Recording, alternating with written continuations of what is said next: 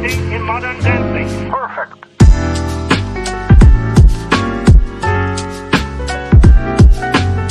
জানো তো আজকে একটা গল্প শেয়ার করব তোমাদের সাথে। গল্পের শুরুতেই বলি, গল্পের নায়ক আর নায়কের মেয়েকে নিয়ে হবে। নায়ক বলতে আমার বাবাকে বলছি, আর নায়কের মেয়ে বলতে বুঝতেই পারছো যার ভিডিও সেই। তো চলো ভিডিওটা শুরু করি। আমি মেঘা, মেঘশ্রী বাড়ি ওয়েলকাম। আশা করি সকলে বেশ ভালো আছেন, সুস্থ আছেন, আর আমরাও বেশ ভালো। জানি চারিপাশে অনেক কিছু হচ্ছে, অনেক কিছু মানতে হচ্ছে, অনেক মিছিল ফিছিল হচ্ছে। জানি কারো ভিডিওই কেউ দেখছে না, তারপরেও অনেক দিন পর বাড়ির একটা ব্লগ শেয়ার করছি। কারণ আমি তো কদিন ধরে বিয়ের ভিডিওই শেষ করতে পারলাম না, তারপরে আবার কি বলবো। আর আশেপাশে যা ঘটনা হচ্ছে শুধুই সারাদিন সেই সব জিনিসই দেখছি, আর নিজেরও আর ভয়েস দিতে বা ভিডিও করতেও বেশ একটা ভালো লাগছে না। সেই জন্য আমাদের ডিউটিতেও অনেক চাপ বেড়েছে, সেটা আশা করি সকলেরই জানা। সকলেরই বেড়েছে, কিন্তু আমাদের একটু বেশিই বেড়েছে। যাই হোক, আমাদের বাড়িতে অনেক দিন পর, বেশ 15টা দিন পর মাছ এসেছে। মাছের প্যাকেট আবার একটা ছিল না, দুটো ছিল। তো দুটো প্যাকেটের মধ্যে একটা ছিল গঙ্গার ইলিশ, আর একটা গঙ্গার চিংড়ি, আরেকটা ছিল ইলিশটা কোথাকার আমি যাই না।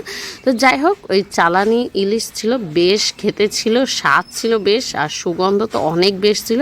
তো আজকে এই চিংড়ি আর ইলিশ দিয়ে কি রান্না করে খাই সেই সব কিছু বলবো। আর যে ভিডিও শুরুতেই বললাম 15টা দিন কেন খাইনি, কারণ আমাদের বাড়ির যে জ্ঞাতি ছিল সেই জ্ঞাতি মারা গেছিল, যার কারণে 15টা দিন ওষুধ পালতে পালতে জীবনটা কঠোর হয়ে গেছে। দুদিন যত রকমেরই নিরামিষ খেয়ে থাকি না কেন, তারপরেও আত্মা মনের শান্তি ছিল না। মাছটা যেহেতু খাচ্ছিলাম, আমাদের বাড়িতে কিছু হোক বা না হোক মাছটা হবে, এটা বেশ কথা আমাদের কাছে। মানে এটা না হলেই নয়, যতই খাবার খাই মাছের কিছু না খেলে ভালো লাগে না, এটা আমাদের সপরিবারে। তা যাই হোক, আজকে আর সেই নিয়ে আর কথা বলছি না। আজকের ভিডিওতে বলবো নায়কের মেয়েকে নিয়ে। নায়ক বলতে আমার বাবাকে বুঝিয়েছি। যেমন আমার বাবা আজকে 15টা দিন পর 3 রকমের মাছ এনেছে। 3 রকমের মাছের মধ্যে 3টেই বেশ দামি দামি মাছ। এখানে আছে গোটা 350 টাকার মাছ। আশা করি এটা অনেকে শুনলে অবাক হলেও এটাই বাস্তব কথা। আমার বাবার কাছে টাকার মূল্যটা একদমই কম। এটা যদি আমার কাছে হতো তাহলে আমি একটা মাছ আনতাম, আর কিছু আনতাম না। কিন্তু আমার বাবা এই মাছের সাথে অনেক সবজিও এনেছে, যেমন আলু আর লঙ্কাটা এনেছিল, আর যা সবজি ছিল তা নিরামিষের জন্য যে কয়দিন খাচ্ছিলাম সেই সব ছিল।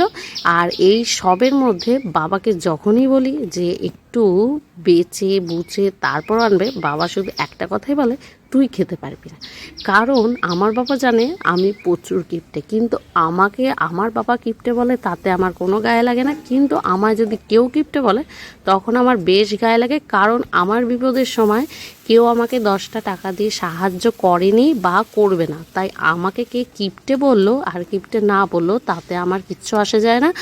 আর আমাকে কিপটে যারা বলে তারা যে কত উদার সেটাও আমার জানা আছে, তাই কাউকে কখনো না জাজ করে বলাটা উচিত না। যার যেমন পরিস্থিতি সে সেভাবে চলে। আজ যদি আমি 100 টাকার খাই, কাল যদি আমি 10 টাকার খাই, তার থেকে আমি 10 টাকা করে 10 দিন খাই না, তাতে আমার কি এলো আর গেল। মানুষ যা বলছে বলতে দাও, শুধু শুনে যাও। ধৈর্য আর সময় তারও পরীক্ষা নেবে, সেটা আমি আমার নিজের চোখ দিয়ে দেখেছি। কারণ আমি যাদের সাথে দেখি চলি বা আমার নিজের লোক, নাই যারা করে তাদেরই বেশ থাকে, যাদের আছে চলছে তাদের ভগবান কিছুই দেয় না। তাই সবসময় নাই করো।